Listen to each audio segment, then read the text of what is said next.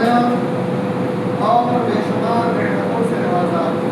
بعد اللہ کو کروڑوں درود و سلام و تمام انبیاء علیہ الصلوۃ والسلام اور خصوصاً آخری نبی کائنات جناب محمد اکرم صلی اللہ علیہ وسلم پر اللهم صل علی محمد وعلى آل محمد كما صليت على إبراهيم وعلى آل إبراهيم إنك حميد مجيد اللهم بارك على محمد وعلى آل محمد كما باركت على إبراهيم وعلى آل إبراهيم إنك حميد مجيد۔ محترم سامعین کرام، بزرگ و دوستوں، پردہ نشین مہمان، آج کل کی جو گرمی ہے اور اس کی شدت ہے، اسی گرمی اور شدت کی پیش نظر آج کل کی گرمی اور میدان محشر کل قیامت کے روز جو گرمی ہوں گی اس کی گرمی کے سلسلے میں چند باتیں آپ کے سامنے بیان کرتی ہیں۔ آج کی تاریخ میں مختصر سے گرمی 38 ڈگری 40 زیادہ سے زیادہ 45 یا 48-50 کہیں کسی علاقے میں، اس مختصر سے گرمی کو ہم اور آپ جھیل نہیں سکتے ہیں، جس کے لیے بے شمار آلات و سامان کو استعمال کرتے ہیں، ایسے کولر، فین، دیگر چیزوں کا ہم انتظام کرتے ہیں اور اپنی گرمیوں کو اپنے آپ سے جدا کرتے ہیں۔ ذرا غور کیجیے کہ قیامت کے دن صرف اور صرف یہ سورج جو آج کی تاریخ میں کروڑوں میل دور ہے اور کروڑوں میل دور ہونے کے باوجود اس کی مختصر سی گرمی کو ہم آپ جھیل نہیں سکتے، برداشت نہیں کر سکتے، جس کے لیے اتنے سارے وسائل ہم نے انتظام کر رکھا ہے، مگر یہی قیامت کے دن صرف 1 میل کے فاصلے پر جب ہوگا اور یہ سورج 1 میل کے فاصلے پر جب ہوگا تو دھوپ ہمارے سروں کے اوپر ہوگا۔ حدیث میں آتا ہے کہ یہ دھوپ اس کے جب سروں کے اوپر ہوگا تو انسان اپنے پسینے سے، کوئی انسان اپنے پنڈلیوں تک، کوئی انسان اپنے ٹخنوں تک اور کوئی اپنے گھٹنوں تک، کوئی اپنی کمر تک اور کوئی اپنے سینے تک اور کوئی اپنے منہ اور بلکہ کوئی ڈبکیاں لگا رہا ہو۔ سب سے اہم بات یہ ہے کہ آج کی تاریخ میں ہمارے پاس سایہ ہے، جسم میں لباس ہے، پیر میں چپل جوتا ہے، لیکن میدان محشر میں جب ہم جمع کیے جائیں گے اس دن ہمارے پاس نہ تو جوتا ہوگا، نہ چپل ہوگا پیروں میں، نہ جسم میں کوئی لباس ہوگا، نہ سر میں کوئی سایہ ہوگا، اور سورج 1 میل کے فاصلے پر ہوگا۔ اس دن کی جو گرمی ہوگی، اس دن کی گرمی کو ہمارا آپ کیسے برداشت کر سکتے ہیں، کیسے جھیل سکتے ہیں؟ قیامت کا دن اور آج کے دن میں ایک بڑا فاصلہ بھی ہوگا کہ آج کا دن مختصر 12 سے 13 گھنٹے کا دن ہوتا ہے، جس میں سے صبح کا وقت کچھ ٹھنڈا سا وقت گزر جاتا ہے، شام کا وقت ٹھنڈا سا وقت گزر جاتا ہے، باقی 7-8 گھنٹے یا زیادہ سے زیادہ 10 گھنٹے دھوپ کی تپش میں ہمیں رہنا پڑتا ہے اور اس گرمی کو ہمارا آپ برداشت نہیں کر سکتے ہیں، جبکہ قیامت کے دن جو دن ہوگا وہ 50,000 سال کے برابر ایک دن ہوگا، اور ذرا غور کیجیے اس دن کی جو گرمی ہوگی اور شدت ہوگی اسے کیسے برداشت کر سکتے ہیں۔ اور وہ دن ایسا دن ہوگا کہ جس دن سورج پھٹ جائیں گے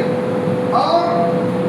پہاڑ ریزہ ریزہ ہو جائے گا، ستارے بے نور کر دیے جائیں گے، سمندر چلا دیے جائیں گے، الغرض ساری کائنات کے نظام درہم برہم کر دیا جائے گا اور کچھ بھی اپنے نظام کے مطابق نہیں چل رہا ہوگا۔ اسی چیز پر اللہ رب العالمین نے قرآن کریم کے اندر سورۃ التکویر کے اندر ارشاد فرمایا اذا الشمس كورت واذا النجوم انكدرت واذا الجبال سيرت، جب سورج لپیٹ لیا جائے گا، واذا النجوم انكدرت، اور جب ستارے اپنی کہکشاؤں سے گرے پڑے ہوں گے، واذا الجبال سيرت، اور جب پہاڑ غبار آلود ہو کر فضاؤں میں چل پڑیں گے، یعنی گرد غبار کی طرح یہ پہاڑ دنیا میں چل پڑیں گے، سورج کی روشنی لپیٹ لی جائے گی اور ستارے جو آسمانوں میں بھٹک رہا ہوتا ہے وہ اپنے کہکشاؤں سے گر پڑیں گے. ذرا اور کیجیے کتنا خطرناک بھیانک منظر ہوگا. دوسری جگہ پر سورۃ الانفطار کے اندر بھی اللہ رب العالمین نے فرمایا اذا السماء انفطرت واذا الكواكب انتثرت. اور جب آسمان گر کر پھٹ جائیں گے, اذا السماء انفطرت, جب آسمان پھٹ جائیں گے, اور واذا الكواكب انتثرت, اور سارے سیارے ستارے گر کر بھر جائیں گے اور پھٹ جائیں گے, ختم ہو جائیں گے. واذا الجبال سيرت واذا البحار فجرت, اور جب سمندر چلا دیے جائیں گے, سمندر کے پانی سارے کے سارے چل کر کے وہ ختم ہو جائے گا, خشک کر دیا جائے گا. ذرا اور کیجیے وَإِذَا الْبِحَارُ سُجِّرَتْ وَإِذَا الْبِحَارُ فُجِّرَتْ وَإِذَا الْقُبُورُ بُعْثِرَتْ, اور اس دن سارے قبروں کو اکھاڑ کر کے اس کے اندر سے سارے لوگوں کو نکال دیا جائے گا. وَإِذَا الْقُبُورُ بُعْثِرَتْ وَإِذَا الْجِبَالُ سُيِّرَتْ, اور علمت نفس ما قدمت وأخرت. اللہ رب العالمین فرماتا ہے کہ یہ سارا کا سارا معاملات جو ہے سب کے سب نظام درہم درہم ہو جائے گا. اور پھر آگے کیا ہے, اللہ رب العالمین نے فرمایا یا ایھا الانسان ما غرک بربک الکریم, اے انسان اس دن سے تمہیں کس چیز نے بھلا دیا ہے, اے انسان تمہیں کس چیز نے غفلت میں ڈال دیا اپنے رب کریم سے, جو رب کریم تمہیں بار بار چیتونی دے رہا ہے, جو تمہیں بار بار تنبیہ کر رہا ہے کہ یہ سارے معاملات ہونا ہے اور قیامت کا دن ہونا طے ہے, اور اس دن کی گرمی اور اس دن کی پریشانی بڑی سخت ہونے والی ہے. لیکن پھر بھی اپنے رب کریم سے تمہیں کس چیز نے بھلا دیا ہے. یا ایھا الانسان ما غرک بربک الکریم الذی خلقک فسواک فعدلک, اس رب کریم کو تم نے بھلا دیا ہے جس نے تمہیں معمولی سے نطفے سے پیدا کیا, اور الذی خلقک فسواک فعدلک, اور تمہیں ایک خوبصورت ٹھیک ٹھاک اندازے کے مطابق بنایا. فی ای صورۃ ما شاء رکبک کلا بل تکذبون بالدین, پھر بھی تم اس قیامت کے دن کو جھٹلا رہے ہو, اس دن کو ٹھکرا رہے ہو جس دن یہ ساری چیزیں ہونا طے ہے. سورج تمہارے سروں کے اوپر ہوگا اور سورج کی روشنی لپیٹ لی جائیں گی, قبروں سے تم اکھاڑ کر کے بعد دوبارہ نکالے جاؤ گے, میدان محشر میں جمع کیے جاؤ گے, اور پسینے سے شرابور ہو کر کے تنگ ہو کر کے اپنے پسینے سے کوئی سر تک ڈبکیاں لگا رہا ہوگا ڈوب کر کے, تو کوئی اپنے منہ تک, کوئی اپنے سینے تک, کوئی اپنے کمر تک, کوئی اپنے پنڈلیوں تک بھرا ہوا ہوگا. میرے بھائیوں پھر اپنے رب کریم کو بھلا دیا. اور آج کی تاریخ میں ہماری کرتوتوں کے بارے میں اللہ رب العالمین فرما رہا ہے کہ انسان اللہ رب العالمین کو تو بھلا بیٹھا ہے اور آخرت کے دن کو بھی بھلا بیٹھا ہے, ساتھ ہی ساتھ اس بات کو بھی بھلا بیٹھا ہے کہ اس انسان کو کوئی دیکھ رہا ہے, اس کے ہر ایک چیز کو نوٹ کر رہا ہے. میرے بھائیوں, کسی بھی آفس میں, کسی بھی مال میں, یا کسی اہم جگہ میں جب ہم جاتے ہیں, یا کسی بڑے انسان کے پاس جب ہم اس سے ملنے کے لیے جاتے ہیں, تو آج کی تاریخ میں CCTV کیمرہ لگا ہوا ہے, ہر ایک چیز کو نوٹ کیا جاتا ہے, ہماری ہر حرکت پر نگاہ رکھی جاتی ہے اور اس کو نوٹ کر کے ہمیں بتایا جاتا ہے. لیکن ذرا اور کیجئے, جس دن ہم پیدا ہوئے ہیں اس دن سے لے کر کے مرتے دم تک ہم جو کچھ بھی کر رہے ہیں, جو کچھ بولتے ہیں, ہمارے ہر حرکت کو, ہمارے ہر الفاظ کو اللہ رب العالمین نوٹ کرنے کے لیے دو فرشتے مقرر کر دیا. وَإِنَّ عَلَيْكُمْ لَحَافِظِينَ كِرَامًا كَاتِبِينَ يَعْلَمُونَ مَا تَفْعَلُونَ, وہ نوٹ کرنے والے, دیکھنے والے فرشتے مقرر ہیں جو ہمارے ہر حرکتوں کو نوٹ کر رہا ہے. پھر کیسے ہم اپنے رب کریم کو بھلا بیٹھے ہیں, پھر کیسے قیامت کے دن کو ہم بھلا بیٹھے ہیں. کیا ہمیں اندازہ نہیں ہے دنیا کی معمولی سی چیز سے ہم جب بے غفلتی ہوتے ہیں اور جب ہم اسے بھلا بیٹھتے ہیں تو ہماری پکڑ ہو جاتی ہے اور ہمیں اس کے لیے چتاونی دیا جاتا ہے, ہمیں تنبیہ کیا جاتا ہے, بعض دفعہ ہمیں جیلوں میں ڈالا جاتا ہے ہماری غلطیوں کے اوپر. ذرا غور کیجیے, جس رب کریم نے آپ کو ٹھیک ٹھاک اندازے سے پیدا کیا, جو تمام تر مخلوقات میں سب سے خوبصورت بہتر بنایا, اس رب کریم کو آپ بھلا بیٹھے, کیا وہ رب کریم آپ کو نہیں پکڑ سکتا؟ وہ ضرور بھی ضرور پکڑے گا. ہمارے لیے کچھ وقت کے لیے مہلت ہے, لیکن ایک دن آئے گا جسے قیامت کے دن کہا جاتا ہے, وہ دن ہم سب کی پکڑ ہوگی, اور ایسی پکڑ ہوگی کہ جس دن صرف اور صرف اللہ رب العالمین کے ہاتھ میں تمام کے تمام معاملات ہوگا. کوئی کسی کا سفارشی نہیں کر سکتا ہے, کوئی کسی کے پاس جا کر کے اپنے آپ کو بچا نہیں سکتا ہے. ہماری دولت, ہمارا یہ رویہ, ہمارا یہ رتبہ, ہمارا یہ مقام و مرتبہ, کوئی چیز کم نہیں آ سکتی ہے. اگر کوئی چیز کام آ سکتی ہے تو وہ ہمارا اعمال ہے, ہمارا اخلاق ہے اور اللہ رب العالمین کی محبت ہے, یہی چیز کام آ سکتی ہے. لیکن میرے بھائیوں, اللہ رب العالمین کو بھلا بیٹھے ہیں, ہمارے اعمال کو ہم ٹھکرا بیٹھے ہیں. ہم نے جہاں احسن اعمال کرنا تھا وہاں پر ہم نے بد اخلاقی سے اپنے آپ کو اللہ کے سامنے پیش کیا. اللہ رب العالمین کو ہم بھلا بیٹھے, قیامت کے دن کو بھلا بیٹھے, حساب و کتاب کے دن کو بھلا بیٹھے. میرے بھائیوں, پھر اس دن کی گرمی کو ہم آپ کیسے برداشت کر سکتے ہیں؟ حضرت مقداد بن اسود رضی اللہ تعالی عنہ بیان فرماتے ہیں قیامت کے دن سورج کے معاملے میں کہ سورج کتنا قریب ہوگا, ذرا غور کیجیے. حضرت مقداد بن اسود رضی اللہ تعالی عنہ بیان فرماتے ہیں کہ ہم نے نبی کریم صلی اللہ علیہ وسلم کو فرماتے ہوئے سنا. آپ صلی اللہ علیہ وسلم فرماتے ہیں کہ تدنی الشمس یوم القیامت من الخلق حتی تکون منهم کمقدار نیل. قیامت کے روز میدان محشر میں سورج مخلوق سے اتنا قریب کر دیا جائے گا کہ صرف 1 میل کے فاصلہ رہ جائے گا, 1 میل کے فاصلے. حضرت سلیم بن عامر رحمہ اللہ فرماتے ہیں کہ میں نہیں جانتا کہ 1 میل سے مراد یہ زمین کی مسافت ہے یا 1 میل سے مراد وہ سلائی ہے جو اپنے آنکھوں میں سرما لگایا جاتا ہے. سرما لگانے والی وہ جو سلائی جس کے ذریعے سے سرما لگایا جاتا ہے کتنا قریب اور کتنا نزدیک ہوتا ہے. وہ فرماتے ہیں, حضرت سلیم بن عامر فرماتے ہیں کہ میں نہیں جانتا کہ 1 میل سے مراد کتنا ہے. اس لیے اللہ کے رسول صلی اللہ علیہ وسلم فرمایا کرتے تھے کہ میں جو جانتا ہوں تم نہیں جانتے. اگر تم کل ہونے والے یعنی قیامت کے روز اور میں قبر میں جو کچھ ہونے والا ہے اگر تم اسے جان جاتے تو اللہ کی قسم کبھی دنیا میں کبھی کوئی برائی نہیں کرتے, کوئی غلط کام نہیں کرتے, ہمیشہ اللہ کی عبادت کو مصروف رہتے. میرے بھائیوں, اللہ کے نبی صلی اللہ علیہ وسلم نبی تھے, اللہ کے ساری چیزوں کے بارے میں باخبر کیا. آپ صلی اللہ علیہ وسلم امتی کو معمولی الفاظ میں یعنی ایک عام الفاظ میں سمجھائے اور بتلائے, لیکن کھل کر کے وہ سارے کے سارے معاملات نہیں بتلائے تاکہ یہ امتی خوف کے مارے لرز نہ اٹھے, لیکن کچھ چیزیں کھل کر کے نہیں بتلائے تاکہ انسان خوف غفلت کی نیند میں نہ رہے بلکہ وہ انسان اللہ رب العالمین کو ہمیشہ یاد کرتے رہے. بلکہ اللہ کے رسول صلی اللہ علیہ وسلم نے فرمایا کہ دنیا میں جب تک باقی رہو تب تک صرف اور صرف قبر کے بارے میں یاد کرو, اور جب جب تمہیں ہنسی آ جائے تو قبر کے خوفناکیوں کے بارے میں یاد کرو اور پھر رونا شروع کر دو, کیونکہ اس کے خوفناکیوں کے بارے میں نہیں جانتے کہ کتنا خطرناک معاملہ ہونے والا ہے. میرے بھائی,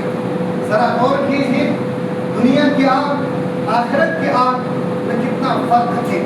یہ سورج کی تپش, دنیا کی آگ, اگر دنیا میں گرمی ہے تو 1% گرمی ہے, لیکن دنیا کی گرمی, دنیا کی آگ کی تپش یہ صرف اور صرف آخرت کی گرمی کا 1 حصہ ہے, بلکہ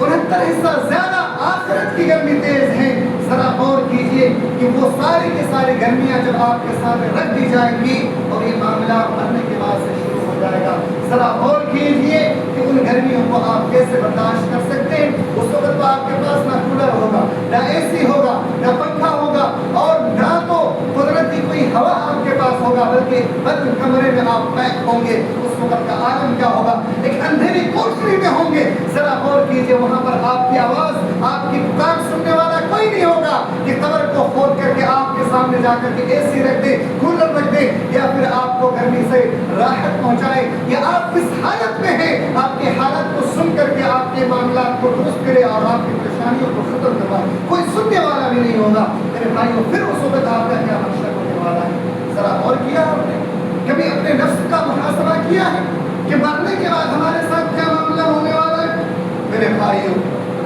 اس وقت قیامت کے روز,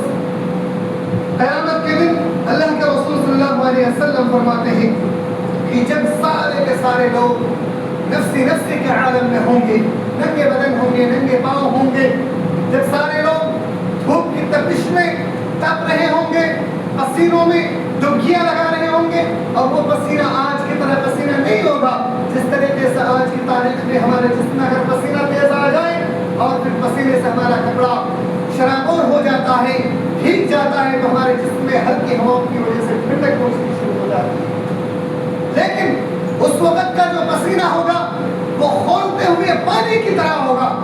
جو ایک آگ میں جب پانی کو ہم ڈالتے ہیں, چڑھاتے ہیں چولہے میں, اور پھر وہ کھولتا ہوا پانی ہوتا, اسی طریقے سے کھولتا ہوا پانی ہوگا.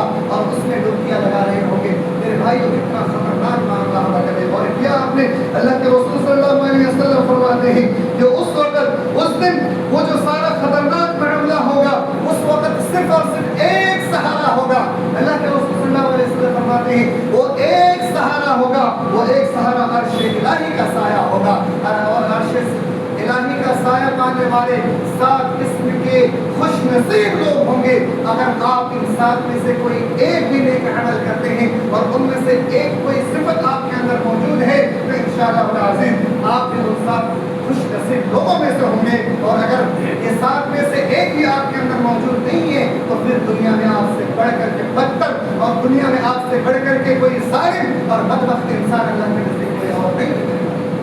یہ میں نہیں کہتا، اللہ رب العالمین فرماتا ہے کہ جو انسان جس کے اندر اللہ رب العالمین کو راضی کرنے کی کوئی ایک کوالٹی بھی نہ ہو، اس انسان سے بڑا بدبخت اور اس انسان سے بڑا کمبخت اور اس انسان سے بڑا حقیر اور ظالم انسان کوئی نہیں ہے دنیا کے اندر۔ میرے بھائی، اللہ کے رسول صلی اللہ علیہ وسلم فرماتے ہیں کہ وہ 7 خوش نصیب کون کون لوگ ہیں؟ اللہ کے رسول صلی اللہ علیہ وسلم فرماتے ہیں سبعۃ یظلهم اللہ فی ظلہ یوم لا ظل لہ ظلہ۔ 7 قسم کے لوگ ایسے ہیں جنہیں اللہ رب العالمین اپنے سائے میں جگہ دے گا۔ ان میں سے سب سے پہلے نمبر کے وہ لوگ ہیں الامام العادل۔ پہلے نمبر کے وہ لوگ ہیں عادل حکمران۔ عادل حکمران ہر وہ شخص ہے جو ذمہ دار کے عہدیدار ہو، جس کے پاس ذمہ داریاں ہو، چاہے وہ ملک کی ذمہ داری ہو، چاہے وہ شہر کی ذمہ داری ہو، چاہے وہ کسی کالج اسکول کی ذمہ داری ہو، چاہے وہ کسی محلے کی ذمہ داری ہو یا اپنے گھر کی ذمہ داری ہو۔ ہر عادل حکمراں اگر اپنے رعایا کے ساتھ، اپنے سامنے والوں کے ساتھ، اپنے ماتحت پر رہنے والوں کے ساتھ اگر عدل کے ساتھ معاملہ اختیار نہیں کرتا ہے تو وہ پھر انسان اللہ رب العالمین کے نزدیک کامیاب نہیں ہونے والا ہے۔ دوسرے خوش نصیب انسان کو ہی وشاب نشأ بعبادت اللہ، وہ نوجوان جو اللہ رب العالمین کی عبادت کے ساتھ لگے ہوئے ہوں اور اسی کے ساتھ جڑے۔ میرے بھائیوں، نوجوانوں کو اللہ کے رسول صلی اللہ علیہ وسلم نے بڑی اہمیت دی ہے۔ نوجوانوں کو اس امت کے ریڑھ کی ہڈی کہی گئی ہے۔ اگر ریڑھ کی ہڈی انسان کا کمزور ہو جائے وہ کھڑا نہیں ہو سکتا، وہ چل پھر نہیں سکتا، اس کی ساری طاقتیں کمزور ہو جاتی ہیں، اس کی ساری طاقتیں ختم ہو جاتی ہیں۔ بازو چاہے کتنا بھی مضبوط کیوں نہ ہو جائے، پیر کتنا مضبوط کیوں نہ ہو جائے، اگر اس کی ریڑھ کی ہڈی کمزور ہے تو وہ انسان کھڑا نہیں ہو سکتا، وہ چل پھر نہیں سکتا۔ اس امت کے ریڑھ کی ہڈی یہ نوجوان ہے، چاہے نوجوان نسل کے مرد ہو، لڑکے ہوں یا لڑکیاں، دونوں کو اس امت کی ریڑھ کی ہڈی کہی گئی ہے۔ لیکن افسوس کی بات یہ ہے کہ آج کی تاریخ میں سب سے بڑا ظالم اگر کوئی ہے تو اس امت کے نوجوان ہے۔ اس امت کے نوجوان اپنے آپ کو جہاں امت کا پاسبان ہونا چاہیے تھا، اس امت کے نوجوان کو جہاں اس امت کے مجاہدین ہونا چاہیے تھا اور تمام امتی کو لے کر کے اسے اللہ کی عبادت میں لگانا چاہیے تھا، آج کی تاریخ میں یہی نوجوان لڑکے اور لڑکیاں سب سے زیادہ عیاشیوں میں اور سب سے زیادہ بدکاریوں میں اور برائیوں میں ملوث ہو کر کے اپنے آپ کو تباہ و برباد کرتے ہیں۔ میرے بھائیوں، کسی بھی جگہ اگر 10 نوجوان اکٹھے کھڑے ہو جائے اور حق پہ ہو جائے تو 100 لوگوں کی طاقت نہیں ہوتی ہے کہ اسے وہ ہلا سکے چونکہ یہ حق پر ہے۔ لیکن آج افسوس کی بات ہے کہ برائیوں پر اور گناہوں پر ہم اتنا زیادہ مصروف ہو چکے ہیں کہ ہم 100 کی تعداد میں ہونے کے باوجود بھی ہم گدڑوں کی موت کر رہے ہیں، چونکہ ہمارا ایمان کمزور ہے، چونکہ ہمارے اندر سے جو ایمان کی لذتیں تھیں وہ سارے کے سارے ختم ہو چکی ہیں۔ ہماری ریڑھ کی ہڈی کو ہم بدل کر کے وہ خوفلا ہو چکا ہے۔ ہم صرف بظاہر دکھنے میں ہٹے کٹے نوجوان ہیں لیکن حقیقت میں اندر سے ہم کھوکھلے ہو چکے ہیں۔ میرے بھائی، تو سب سے زیادہ اگر کسی بات کی ضرورت ہے تو اپنی ہڈی کو مضبوط کرنا ہے، اور ہماری امت کی ہڈی یہ نوجوان ہے، اور اس نوجوان کو سب سے پہلے اللہ رب العالمین کا خوف اپنے اندر لا کر کے اللہ رب العالمین کے قریبی بندہ بننا ضروری ہے۔ میرے بھائی، اس کے بعد تیسرے قسم کے لوگ وہ لوگ ہیں جو اللہ کے سائے تلے ہوں گے۔ وہ لوگ اللہ کے رسول صلی اللہ علیہ وسلم فرماتے ہیں وَرَجُلٌ قَلْبُهُ مُعَلَّقٌ بِالْمَسَاجِدِ۔ یہ بڑی افسوس کی بات ہے، بڑی ہی افسوس کی بات ہے کہ جمعہ کے دن مسجدوں میں آبادیاں اتنی ہو جاتی ہیں کہ بعض دفعہ متولیان کو یہ اندیشہ ہونے لگتا ہے کہ مجھے شاید کہ مسجد میں ایک منزل اور بنانا پڑے گا، لیکن جیسے ہی جمعہ کا وقت ختم ہوتا ہے ایسا محسوس ہوتا ہے کہ شاید 2-3 منزلیں کی مسجد یہ بیکار کی بنا دی گئی ہے، کاش کی یہ ایک چھوٹی سی مسجد ہوتی جس میں 2-3 صفوں کی نمازی ہوتی۔ چونکہ نماز جب جمعہ کے دن ہم اور آپ ادا کرتے ہیں اس کے بعد مسجدوں کو ایسے ویران کر دیتے ہیں جیسے ہم اور آپ جانتے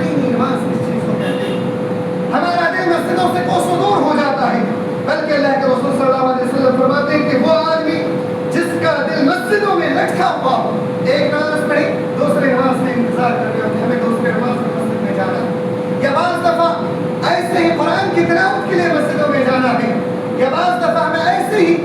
گھر میں دل نہیں لگتا، چلو مسجد میں جا کر کے ہم یوں ہی بیٹھیں گے تو شاید کہ اللہ رب العالمین کی محبت شامل ہو جائے اور ہماری بے چینیاں دور ہو جائے، لیکن ہم اور آپ مسجدوں سے دور ہوتے چلے گئے۔ جو انسان مسجد سے دور ہے اور اس کا دل مسجدوں سے لٹکا ہوا نہیں ہے، مسجدوں سے لگاؤ نہیں ہے، ایسے انسان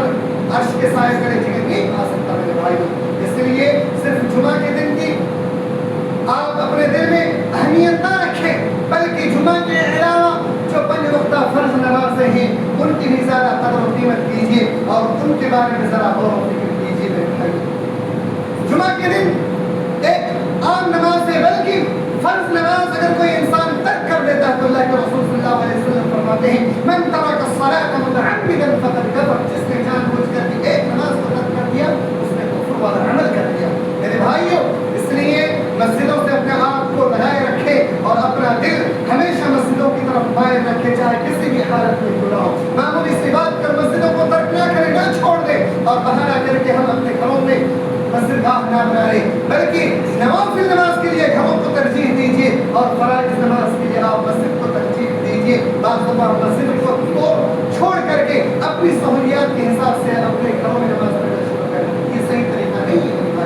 جب آپ وقت کی پابند میں جائیں گے اور مسجدوں میں نمازیں ادا کرنا شروع کر دیں گے، مسجدوں سے اپنے آپ کو لگانا شروع کر دیں گے، تو یقین مانیے آپ کا ہر معاملہ وقت کے ساتھ ہونا شروع ہو جائے گا اور ہر معاملہ بہتر سے بہتر ہونا شروع ہو جائے گا۔ آپ نے خود سے اپنے نظام کو درہم برہم کیا ہے تو اللہ رب العالمین پھر نماز کے معاملے میں اور دیگر معاملے میں آپ کا نظام کیسے بہتر کر سکتا ہے؟ تو اللہ رب العالمین نے آپ کو سارا معاملہ، سارا سسٹم بہتر طریقے سے سکھلایا ہے، لیکن آپ نے اپنے اندازے کے مطابق، آپ نے اپنے حساب کے مطابق سارا نظام کو چلانے کی کوشش کی ہے، اس لیے آپ کی زندگی سے سکون، اطمینان، ساری چیزیں ختم ہو گئی ہیں میرے بھائیوں۔ اس لیے یہ تیسری چیز ہے کہ مسجدوں سے اپنے آپ کو لگاؤ رکھیں اور مسجدوں کو آباد کرنے کی کوشش کیجیے۔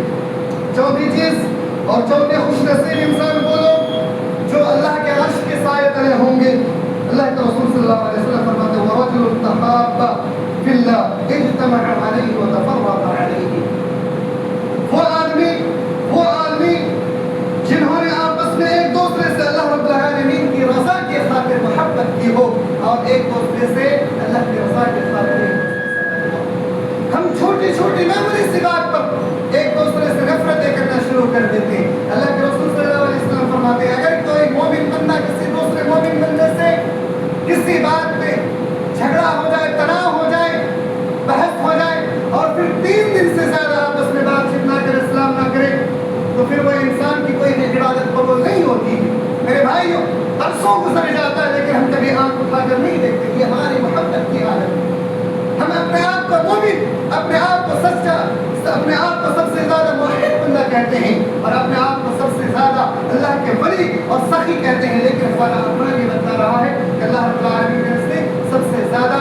حقیر اور ظالم اور بدبخت انسان ہم ہی ہیں، چونکہ ہمارا اعمال بتلاتا ہے کہ معمولی بات پر ہم ایک دوسرے کو چھوڑ دیتے ہیں اور اس سے ہم نفرتیں کرنا شروع کر دیتے ہیں۔ نفرتیں نہیں کرنا میرے بھائیو، ایک دوسرے سے اللہ کی رضا کی خاطر محبت کرنا ہے، چاہے وہ آپ کو پسند ہو یا نہ ہو، ان کے اعمال پسند ہو یا نہ ہو، لیکن اللہ رب العالمین کی رضا کی خاطر اس سے محبت بھی کرنا ہے اور اللہ کی رضا کی خاطر اس سے دشمنی بھی بول لینی ہے۔ اگر وہ اللہ اس کے رسول کا دشمن ہے تو آپ کا بھی دشمن ہے، اور اگر وہ اللہ اس کے رسول سے محبت کرتا ہے تو وہ آپ کا بھی دوست ہونا چاہیے۔ اگر آپ نے اسے دوست نہیں بنایا تو پھر اللہ کے محب ان میں سے آپ نہیں ہو سکتے اور اللہ کے محبوب بندوں میں سے نہیں ہو سکتے۔ اس کے بعد 5ویں چیز اللہ کے رسول صلی اللہ علیہ وسلم نے فرمایا کہ وہ آدمی جس کو ایک عہدیدار خوبصورت عورت اسے زنا کی دعوت دے اور وہ یہ کہے کہ میں اللہ کی رضا کی خاطر میں تم سے زنا نہیں کر سکتا اور اسے پکڑا دو۔ ایک پیسے والے کروڑ پتی ہو یا عہدے والی ہو، یعنی کسی بھی بڑے عہدے کی ملکہ ہو، ایسی عورت اگر آپ خوبصورت بھی ہو اور آپ کو زنا کی دعوت دے، یا کوئی ایک عام عورت جو خوبصورت ہو اور آپ کو زنا کی دعوت دے اور آپ نے کہہ دیا ہو کہ میں اللہ کی رضا کی خاطر آپ سے میں زنا نہیں کر سکتا ہوں، تو اللہ رب العالمین آپ کے احسانات سے اتنا زیادہ خوش ہوتا ہے کہ اللہ رب العالمین قیامت کے روز جب کوئی سایہ نہیں ہوگا تو آپ کو اپنے سایہ سے نہیں نکالے گا۔ اس سلسلے میں بہت ہی مشہور واقعہ بھی ہے لیکن وقت نہیں اس واقعہ کو آپ کے سامنے بیان کیا جائے، لیکن مختصر یہ جان لیجیے کہ اسی زناکاری سے بچنے کی وجہ سے ایک نوجوان انسان جو کہ اپنی چچیزہ بہن سے کرتا تھا. اور پھر اس عورت نے اس سے کہا کہ اگر تم مجھے 100 دینار دے دیتے ہو تو میں تم سے صلح کر لوں گی، یعنی میں تمہارے لیے آزاد ہوں. لیکن جب وہ 100 دینار کسی طریقے سے جمع کر لیتے ہیں پھر بھی وہ عورت کہتی ہے کہ تم اللہ سے ڈرو اور یہ شادی سے پہلے مجھ سے مت ملو، صلح کاری نہ کرو. تو اس اللہ کی خاطر اس نوجوان نے اس عورت کو ٹھکرا دیتا ہے اور ایک بڑی مصیبت میں بندہ پھنس جاتا ہے. وہ کہتا ہے اللہ آج میں تمہیں اسی نیکی کا صلہ دیتا ہوں، اے اللہ تیری رضا کی خاطر ہم نے اس دن صلح کاری کو ترک کر دیا تھا، آج مجھے اس مصیبت سے آزاد کر دے. اللہ رب العالمین نے ایک بڑی مصیبت سے اسے آزاد کر دیا تھا. تو میرے بھائیوں صلح کاری کو ختم کرنے کی کوشش کیجیے، چاہے وہ کتنی بھی خوبصورت نوجوان لڑکی کیوں نہ ہو جائے. آپ کے لیے وہ دھرم ہے اور دنیا کی ایک ناپاک غراضت چیز ہے جس سے آپ کو چند گھر کی خوشیاں تو مل سکتی ہیں، تو مل سکتا ہے، لیکن اس کے بعد صرف سوائے افسوس کے اور سوائے بدنصیبی کا اور کوئی چیز بات نہیں آ سکتی ہے. اس کے بعد نمبر 6 پر وہ خوش نصیب انسان ورجل تصدق بصدقة فأخفاها حتى لا تعلم شمالها ما تنفق يمينه. وہ آدمی جو خفیہ طور پر اللہ رب العالمین کے راستے میں صدقہ کرتا ہو، اگر وہ دائیں ہاتھ سے صدقہ کرتا ہو تو بائیں ہاتھ پر ڈوبنا ہوتا ہو. اس کی ایک چھوٹی سی مثال یہ ہے کہ ایک بندہ جو آپ کے پاس آئے اور کہے اللہ کی رضا کی خاطر مجھے کچھ صدقہ کیجیے، لیکن آپ اسے انکار کر دیں، صدقہ نہ کریں لوگوں کے سامنے، اور پھر چپکے سے آپ اس کا پیچھا کریں کہ یہ بندہ واقعی مجبور ہے، پریشان حال ہے، اور جا کر کے آپ خفیہ طور پہ تاکہ لوگوں کو اس کے بارے میں علم نہ ہو اور جا کر کے اس کی مدد کر دیں. اللہ رب العالمین کو آپ کے اس عمل کو اللہ رب العالمین کو اتنا زیادہ پسند آئے گا کہ آپ کو بھی ان ساتھ خوش نصیبوں میں شامل کر دے گا. اس لیے میرے بھائیوں جب کبھی بھی ایسے لوگ ملے تو آپ خفیہ طور پہ آپ لوگوں کی مدد کیجیے تاکہ لوگوں کو پتہ نہ چل سکے کہ آپ نے کس کی مدد کی ہے کس کی نہیں کی ہے. اور اگر مدد کرنے کے بعد اگر آپ نے کسی کے سامنے ذکر کیا، اللہ کے رسول صلی اللہ علیہ وسلم فرماتے ہیں کہ اس انسان کی مثال ایسا ہی ہے جیسے خود کھانا کھایا ہو، پھر طے کیا، الٹی کیا، پھر اس الٹی کو دوبارہ اس نے کھا لیا. اسی لیے کبھی بھی کسی کو صدقہ کرنے کے بعد دوبارہ اس کا ذکر نہ کریں. اور ساتھ میں خوش نصیب انسان وہ ہے جس کے بارے میں اللہ کے رسول صلی اللہ علیہ وسلم نے فرمایا وَرَجُلٌ ذَكَرَ اللَّهُ خَالِيًا فَفَاضَتْ عَيْنَاهُ. اللہ کے رسول صلی اللہ علیہ وسلم فرماتے ہیں وہ 7 میں سے 7 قسم کے وہ خوش نصیب ہیں جو اللہ رب العالمین کے خوف سے، اللہ رب العالمین کے ذکر و اذکار کرتے ہوئے اپنی آنکھوں سے آنسو بہائیں اور خفیہ طور پہ جب راتوں میں سارے لوگ سو رہے ہوں تو اس وقت اٹھ کر کے اللہ رب العالمین سے وہ دعائیں کریں اور اپنی آنکھوں کو تر کر دیں. میرے بھائیوں آج کی تاریخ میں ہم نے رات کے وقت اٹھ کر کے عبادت کرنا ترک کر دیا، چھوڑ دیا. شاید بہت ہی کم ہی لوگ ایسے بچے ہیں جو راتوں میں تہجد کی نماز پڑھتے ہیں یا پھر اپنے آنکھوں کو آنسوؤں میں تر کرتے ہیں، جبکہ اللہ کے رسول صلی اللہ علیہ وسلم فرماتے ہیں اللہ رب العالمین ہر بندے کی پریشانیوں کو دور کرنے کے لیے چاہے وہ کتنا بھی بڑا مصیبت زدہ کیوں نہ ہو، کتنی بھی بڑی پریشانیوں کی حالت میں کیوں نہ ہو، اور رات کے آخری حصے میں، آخری حصہ رات 2-3 بجے کے بعد فجر تک کا وقت ہوتا ہے، اس آخری حصے میں اللہ رب العالمین آسمانی دنیا میں اپنے تجلیات کے اعتبار سے نزول کرتا ہے جس طریقے سے اللہ رب العالمین چاہتا ہے. تو وہ نازل ہونے کے بعد اللہ رب العالمین دیکھتا ہے، نظر دوڑاتا ہے اپنے بندوں کی طرف کہ میرا کوئی بندہ ہے جو مجھ سے مانگے میں اسے عطا کروں، رزق مانگے میں اسے رزق دوں، بیماریوں سے شفا مانگے اسے میں شفا دوں، سکون مانگے میں اسے سکون دوں، کوئی پریشانی ہو تو مجھ سے مانگے پریشانیوں کو میں دور کر دوں، اور کچھ بھی ہو مانگنا ہو تو میں اسے عطا کر دوں. لیکن بندے جو ہیں اسی وقت سوتے ہیں اور پوری رات جاگتے ہیں، اور اس وقت جب اللہ سے مانگنے کا وقت آتا ہے اس وقت جا کر کے ہم سو رہے ہوتے ہیں اور پھر اللہ رب العالمین سے یہ شکوہ کرتے ہیں کہ اللہ میں نصیب کیسے رہ گیا، میں پریشان حال کیسے رہ گیا، میری پریشانیاں دور کیوں نہیں ہوتی ہیں، میری بیماریاں دور کیوں نہیں ہوتی ہیں، اور میرے گھر سے غربت اور تلاشی اور دیگر چیزیں ختم کیوں نہیں ہوتی ہیں، میری محبت شامل کیوں نہیں ہوتی. ہم نے مانگنے کا وقت کو چنا ہی نہیں، ہم نے جو اللہ رب العالمین دینے کا وقت ہمیں جو بتایا اس کو ٹھکرا دیا، اور جس وقت ہمیں آرام کرنا چاہیے تھا اس وقت ہم نے فالتو میں، واحیات میں اور دیگر بلا ضرورت کے ہم نے جاگنے میں مصروف کر دیا اور اسے برباد کر دیا. اس لیے میرے بھائیوں یہ چند باتیں تھیں قیامت کے روز کہ قیامت کا عالم جو ہوگا اس میں سے سب سے خطرناک عالم یہ ہوگا کہ اس وقت ہر انسان ننگے بدن ننگے پاؤں ہوں گے، اس کے جسم میں پسینے سے شرابر ہوں گے اور اپنے اپنے اعمال کی وجہ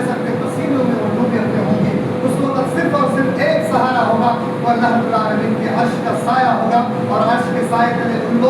वो लोग होंगे जो ये 7 किस्म में से कोई एक किस्म में शामिल होंगे। और इसीलिए मेरे भाइयों, आप तमाम लोगों से गुजारिश है कि हमने हर दफ़ा, हर खुतबे में, हर तकरीरों में, लेक्चरों में हम बाज़ दफ़ा बहुत अच्छी अच्छी बातों को सुनते तो हैं और उसको फॉरवर्ड भी करते हैं और एक दूसरे के सामने बयान तो करते हैं ज़ुबानी, लेकिन अमल में नहीं लाते हैं। सबसे बड़ी अफसोस की बात है, हम एक दूसरे को दिखाते हैं कि देखिए फलां आलिम ने कितनी अच्छी बात कही है, लेकिन अमली ज़िंदगी में हम लोग खुद बदनसीब हैं, उस चीज़ को खुद अपने अमल में नहीं लाते हैं। इसलिए अल्लाह ने फरमाया, या अय्युहल्लज़ीना आमनू लिमा तक़ूलूना मा ला तफ़अलून, ऐ ईमान वालों, जो तुम नहीं करते उसको तुम लोगों के सामने बयान करो। लेकिन हम और आप स्टेटस पे लगाते हैं, लोगों के सामने शेयर करते हैं, लोगों को बताते हैं, लेकिन खुद हमें से बहुत दूर है। इसलिए मेरे भाइयों, अगर हम स्टेटस लगा सकते हैं, लोगों को बता सकते हैं, तो हमारे अंदर भी वो सलाहियत होनी चाहिए, हमें भी उस तरह का अमल में आना चाहिए और हमें भी अपने आप को सुधार करके अल्लाह रब्बुल आलमीन का करीबी बंदा बनाना चाहिए। तब जा करके अल्लाह रब्बुल आलमीन के नज़दीक कामयाब होंगे। आखिर में अल्लाह रब्बुल आलमीन से दुआ करते हैं कि अल्लाह रब्बुल आलमीन हमें इस दुनिया में जब तक बाहयात रख, इस तरह की सख्त गर्मियों का सामना करने में हमें बड़ी परेशानियाँ, दुश्वारियाँ होती हैं। मौला करीम, क़यामत के रोज़ की परेशानियाँ और गर्मियाँ बहुत सख्त होंगी। या अल्लाह, उस वक़्त की सारी परेशानियों को दूर फरमा कर हमें कामयाबी अता फरमा। या अल्लाह, हर तरह की मुसीबतों को दूर करके हमें अपने अर्श के साए तले जगह नसीब फरमा। या अल्लाह, हमें बिना हिसाब व किताब वो खुश नसीब लोग जो होंगे, या अल्लाह उन लोगों में शामिल करके हमें भी दारे जन्नत और फिरदौस का अता फरमा। या अल्लाह, दुनिया में हर हाल में तुझे राज़ी करने और हर हाल में तेरी इताअत और फरमाबरदारी करने की तौफीक इनायत फरमा। या अल्लाह, गुनहगार है, खताकार है, मौला करीम, दिन रात में हमेशा हमसे खताएं होती रहती हैं। सुबह को मोमिनों वाली अलामत होती है तो शाम को मुनाफिकीन वाली होती है। या अल्लाह, हम इंसान हैं, हमसे खताएं हो जाती हैं मौला करीम, फिर भी तेरे ही बंदे अल्लाह सबकी खताओं को माफ़ करके या अल्लाह तुम अपने मुहिब्बीन बंदों में से शामिल कर दे। या अल्लाह, अपने औलिया में से शामिल कर ले, अपने उन सिद्दीक़ीन शुहदाओं में से शामिल कर ले जिससे तू राज़ी हो गया। या अल्लाह, उन बदबख्तों में शामिल ना कर जिन पर तुमने गज़ब नाज़िल किया